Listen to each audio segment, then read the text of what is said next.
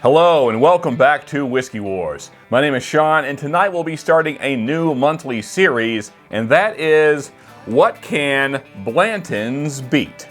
Yes, this will be an ongoing series pitting Blantons up against different bottles. In tonight's matchup, we have the final four from March Madness. Let's see how Blanton's does against those four bourbons.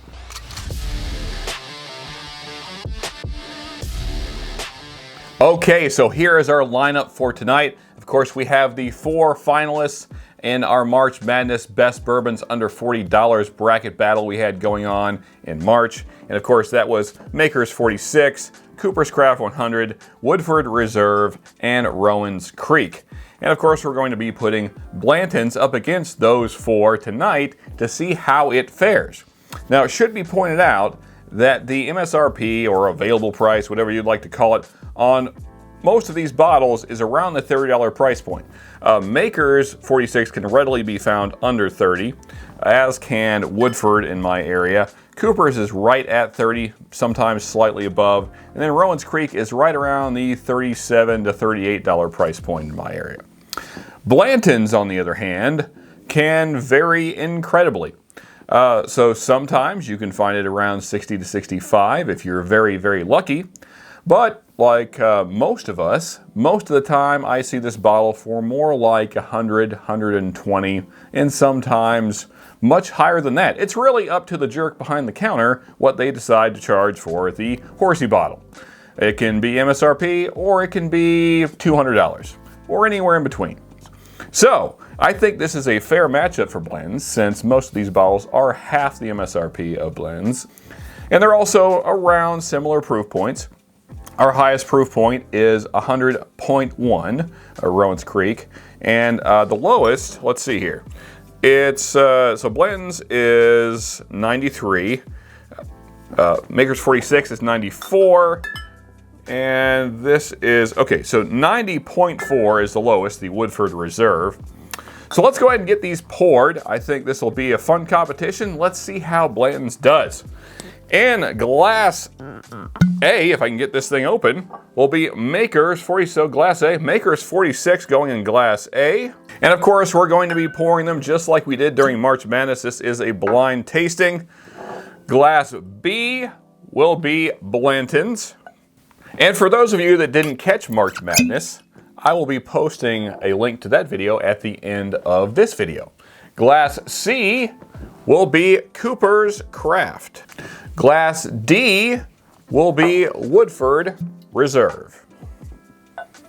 And finally, Glass E will be Rowan's Creek. As usual, we got our handy Drunken Susan here to get things spun up, so let's start a spinning. Get these things nice and mixed up so we have no idea what's what. Here we go, spinning, spinning, spinning. All right. And for now, we'll call these glasses 1 through 5. Let's start with glass 1 and go ahead and get into this. Here we go. Okay, so glass 1 down, and I'm going to say that that is a Brown-Forman product. You let me know. There you can see it. Now, which one of them, I'm not sure. I'm leaning more towards Woodford, but it could also be the Cooper's.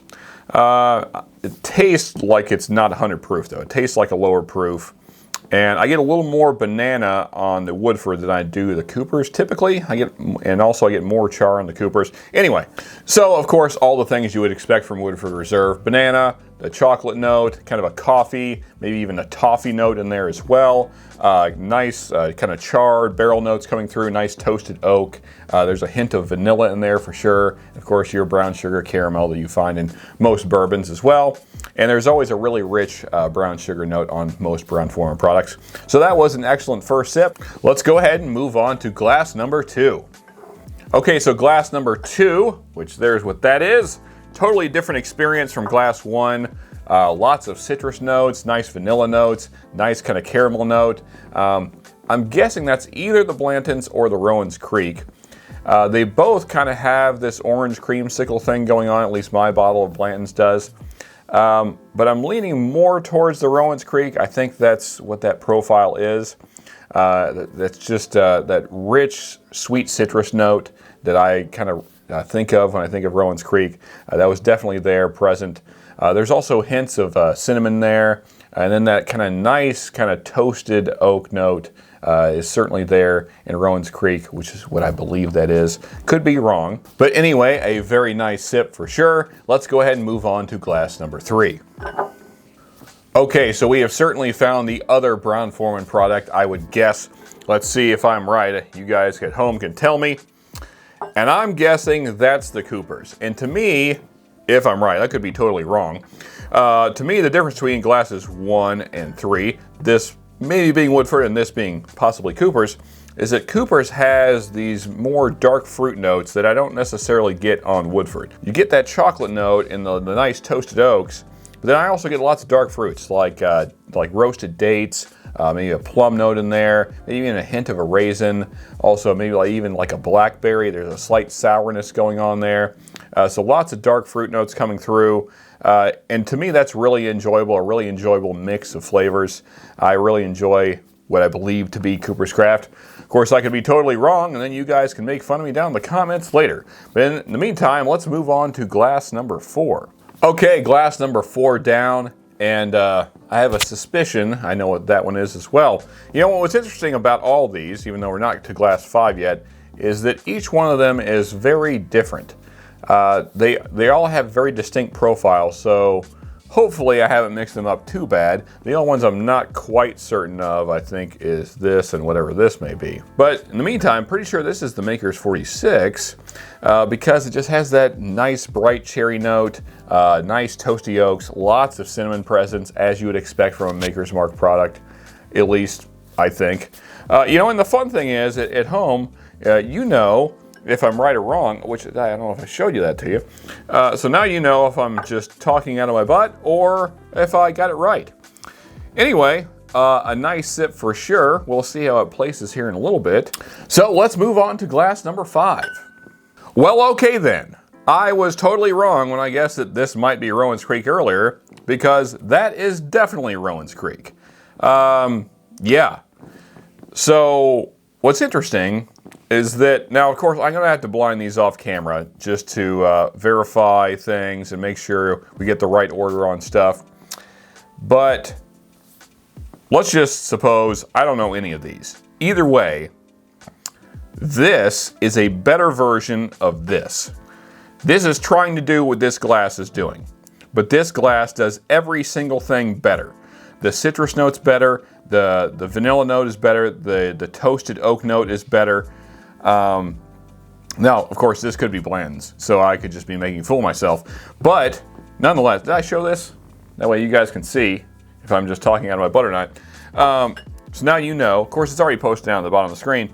But whatever this is, similar profile to this, but this does every single thing better. Everything about it's better. The citrus note is, so this is like at a 6 or a 7. This is a full 11, just all the way, Spinal Tap 11, and it's more interesting. It's more viscous, more mouth coating. Just everything about it is better. The finish is longer. It's much more interesting. You know, you get this combination of kind of spices and these kind of vanilla orange cream thing going on. It's just, that is a great sip. And all of these have been good, to be fair. But now we're gonna have to do some blinds off camera and get our order together, because all these are good. Let's be fair here. All of them are good, but now we have to figure out what's first, second, third, fourth, and fifth. So we'll be right back in just a minute here. Yeah. Okay, folks, it's time for their reveal. And let me first say this. There's not a bad bourbon on the table right now. Clearly, all of these made it into our March Madness Final Four. And then there's Blanton's, which, you know, it's a good bourbon. It's just overpriced a lot of the time. I think we all experience that pretty often. But it's not a bad bourbon. There's nothing wrong with it. So I want to say that outright before we go any farther. Now let's get into placement. And now I have some ideas as to where some things fell, but we won't really know until we reveal. So let's go ahead and start with fifth place. And fifth was There you can see it, and now I can see it. D. D is Woodford Reserve. You know, I like Woodford. I like it a lot. As the bottle's gotten lower, it's got more banana forward, and like the banana's kind of taken over. I think I liked it better more in this range here when there was less air in the bottle. Nonetheless, still a great pour. If you haven't tried it, you should try it, because out of 30 bourbons that were under $40, this made it to the final four. So certainly worth the pickup. Now, fourth place. Let's move along here. What do we got? What is it? It is B. Well, there's the horsey bottle, pony bottle, My Little Pony, Taterade, whatever you want to call this bottle. There it is. Blanton's, fourth place amongst a group of sub $40 bourbons. I've never had a bottle of Blanton's that I thought really punched above its price range. And I think that's really the point of this whole thing that I'm starting to do, this What Can Blanton's Beat, is that I don't think it ever does. I don't think that Blanton's ever, regardless of bottle, I don't think it ever just punches so high that you should just overpay for it. So take all this away, all this bullcrap, because that's what it is. All this marketing stuff, all the collectability, all that kind of, the horsey top, the grenade bottle, the warehouse H, the different letters, all that kind of stuff. Get rid of this bottle. Get that out of your mind. Then what do you have? I mean, what do you really have? That's my question to Blanton's fans. So if you really like this bottle, then, you know, go in the comments. Go in the comments and let me know what's so special about it. Anyway, that's my Blanton's rant. Let's move on to what beat it. Now, glass. Did I get that? Glass A. Glass A is Maker's Mark, 46. Yeah, I almost could have predicted this from the start, if I'm honest. This is not surprising to me. I've always thought the Maker's 46 is a better bottle, and there you go. There's more evidence. Second place, another bottle you should probably pick up instead of Blanton's. E. E is Rowan's Creek. If I got things right, then Rowan's Creek was the bottle that I said did everything better than Blanton's. You guys can go back and check the tape. You guys know. And it does. It's a similar profile to this specific bottle of Blanton's, which is a single barrel, as all of them are. But nonetheless, this bottle is the high quality version of this bottle. And this bottle I paid $37 for. Moving on. Looking down before I reveal, although I know what it is, C. C. C. Cooper's 100. Now I know the distribution on this bottle is still not great, but if you do have it in your area, pick it up. Folks, there you go. There's the lineup. That's how it panned out. And this bottle was not a whole lot ahead of this bottle. And the Woodford is available like everywhere. I think this is pretty readily available. I would imagine this is as well. I know this is getting better. Nonetheless, Blanton's is fourth. Blanton's is fourth in a lineup that every bottle on the table except Blanton's is $40 or under. So there you go. If you liked the video, hit the like button. And if you're a Blanton's lover and you didn't like the video, tell me why. Either way, here's some more playlists of other stuff we've reviewed. Here's the subscribe button for those that did enjoy the video. And until next time, folks, just remember, you can never have too much good whiskey.